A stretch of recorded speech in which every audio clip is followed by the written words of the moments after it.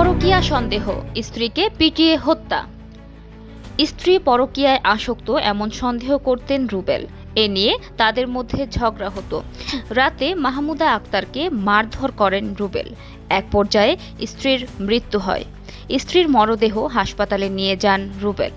গতকাল শুক্রবার রাত 10টার দিকে গাজীপুরের শ্রীপুর পৌরসভার আনসার রোড এলাকায় ফজলুল হকের বাড়িতে এ ঘটনা ঘটে। নিহত মাহমুদা আক্তার ময়মনসিংহের নন্দাইল থানার দত্তপুর গ্রামের মোস্তফার মেয়ে।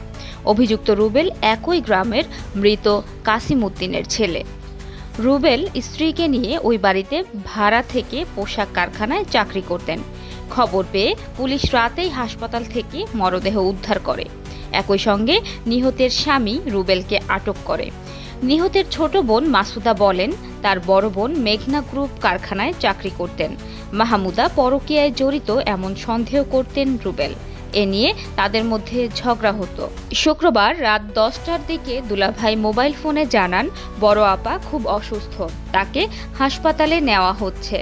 হাসপাতালে গিয়ে বোনের মরদেহ দেখতে পাই। উপজেলা স্বাস্থ্য কমপ্লেক্সের জরুরি বিভাগে চিকিৎসক ডাক্তার শাহরিনা জানান, ওই নারীকে হাসপাতালে আনার আগেই তার মৃত্যু হয়েছে।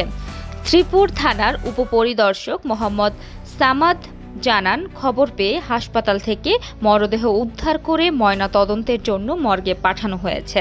নিহতের স্বামীকে রাতেই আটক করা হয়েছে। প্রিয় দর্শক, এই ছিল এখনকার মতো। পরবর্তী সংবাদ দেখার আমন্ত্রণ জানিয়ে এখানেই শেষ করছি। ধন্যবাদ সবাইকে।